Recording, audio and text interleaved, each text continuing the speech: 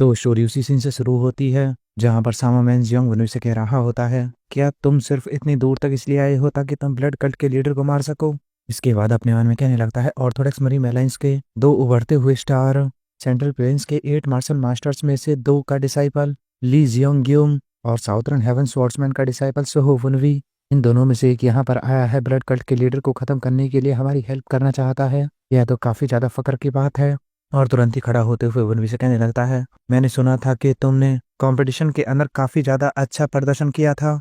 मैं हमेशा से तुमसे मिलना चाहता था। वह आगे कुछ कह पाता उससे पहले ही सेकंड जनरल स्ट्रेटजिस्ट वह वनवी को आवाज देता है, उसे पूछने लगता है, अगर तुम्हें इसके बारे में कैसे पता चला। वनवी भी इसे देखता है और अपने मन कहने लगता है, मरीन अलायंस का second general strategist Jung Hyeon, यह तो वाजिब था कि वह मेरे ऊपर शक करेगा। लिटिल फेरी से देखते ही वनवी से कहने लगती है, शायद ऐसा हो सकता है कि तुम पकड़े जाओ। वनवी इस पर कहने लगता है, मरीन अलायंस के अंदर कोई भी ऐसा नहीं है जो कि मुझे जानता हो। मेरे ग्रैंडफादर और फादर, इसके अलावा सामा, सिर्फ इन लोगों को ही मेरे बारे में पता है और कोई कुछ भी मेरे बारे में नहीं जानता। सामा हुनज्यूंग यह हमेशा से ही फर्स्ट जनरल स्ट्रेटजिस्ट की छाया में रहा है। यह तो मानना पड़ेगा कि यह काफी ज्यादा टैलेंटेड है। मुझे पूरा यकीन है कि वह इसलिए मुझसे नहीं पूछ रहा कि उसे पूरा यकीन है, या फिर वह पहले से ही जानता हो कि मैं कौन हूँ। इसके बाद सेकंड जनरल स्ट्रेटजिस्ट को बताने लगता है, मुझे खबर मिली कि राइट कमांडर इन चीफ के ऑफिस में जब वो वापस लौट रहे थे उन्होंने ब्लड कल्ट के लीडर को पकड़ लिया। सेकंड जनरल स्ट्रेटजिस्ट इसे सुनते ही कहने लगता है, तो खबर काफी ज्यादा दूर तक फैल चुकी है। तुम्हारा यहाँ आने के लिए धन्यवाद, लेकिन यह मुरीम की कॉन्फिडेंशियल बातें हैं, तो इसलिए क्या तुम हमें थोड़ी देर के लिए अकेला छोड़ सकते हो।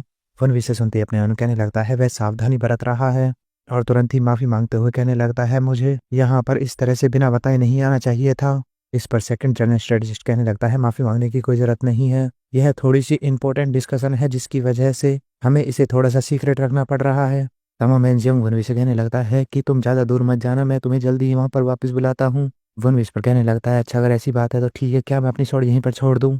इस पर सामा मैनजियोंग भी राजी हो जाता है और कहने लगता है, मैं तुम्हें जल्दी यहाँ पर बुलाता हूँ। और वनवी हेवंस स्वॉर्ड को वहीं पर छोड़कर बाहर निकल जाता है।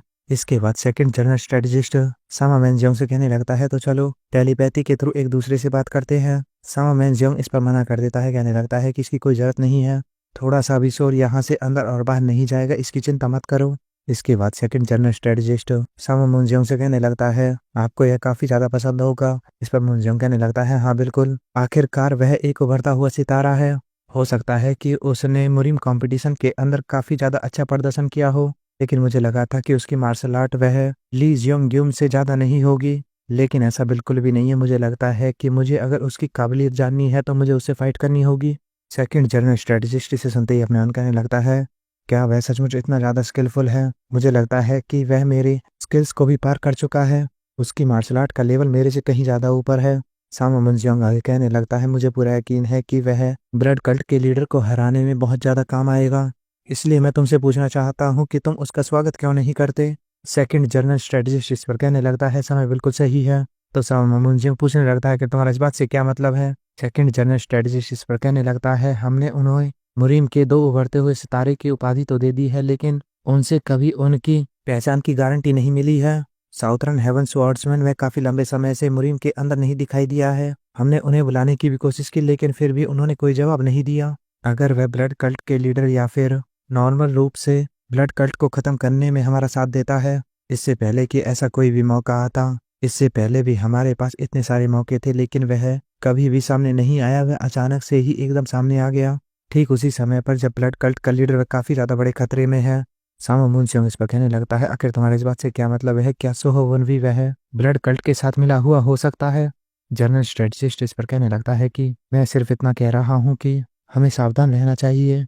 इसे सुनते ही हेवन स्वॉर्ड वनवी से कहने लगता है कि यह तुम्हारे लिए काफी ज्यादा बेकार हो सकता है, क्योंकि सेकंड जनरल स्ट्रेटजिस्ट भी तुम्हारे ऊपर उसी तरह से शक कर रहा है जैसे कि जेगल मुनसियोंग ने तुम्हारे ऊपर शक किया था।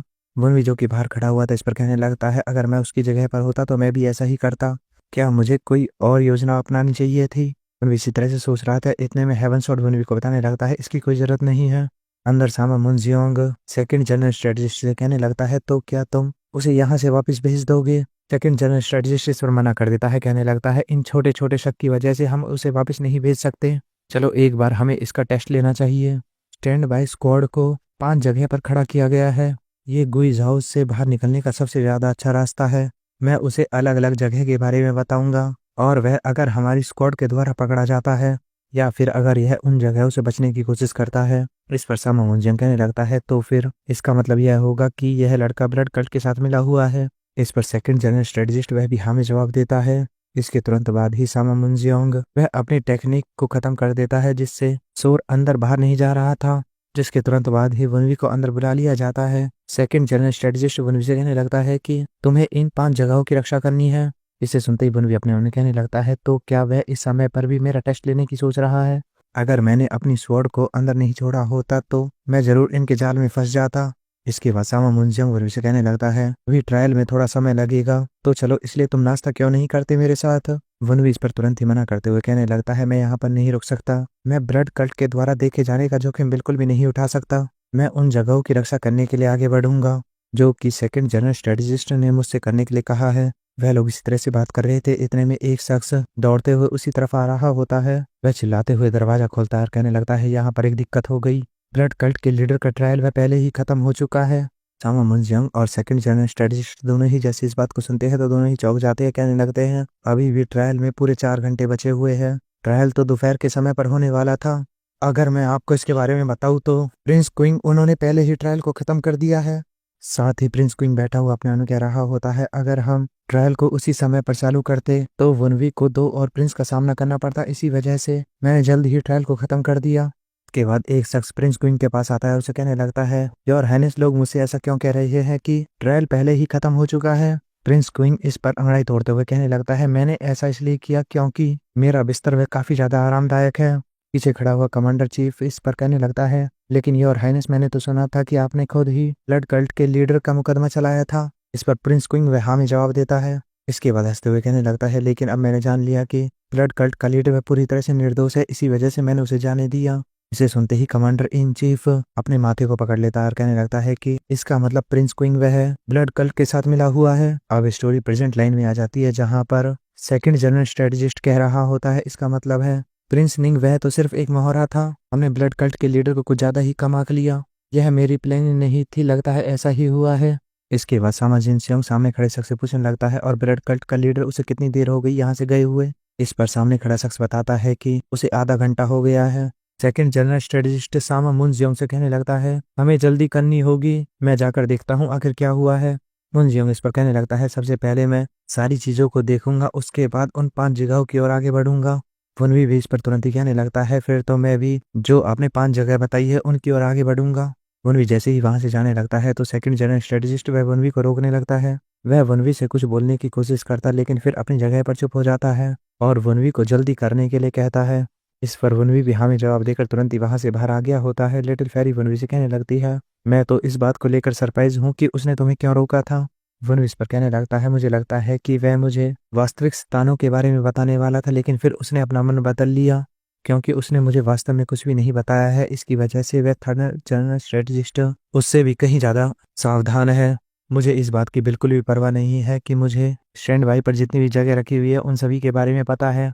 अभी तो मैं सोहो वनवी हूँ, साउथर्न हेवन स्वॉर्ड्समैन का सक्सेसर और मुरीम के 2 उभरते हुए सितारों में से एक। के बाद अब हमें जंगल के अंदर वनवी को साउथर्न कमांडर इन चीफ से लगभग 2 किलोमीटर दूर की जगह दिखाई जाती है। यहाँ पर वनवी अपने मन में कह रहा था कि मुझे पता है कि यह गलत जगह है।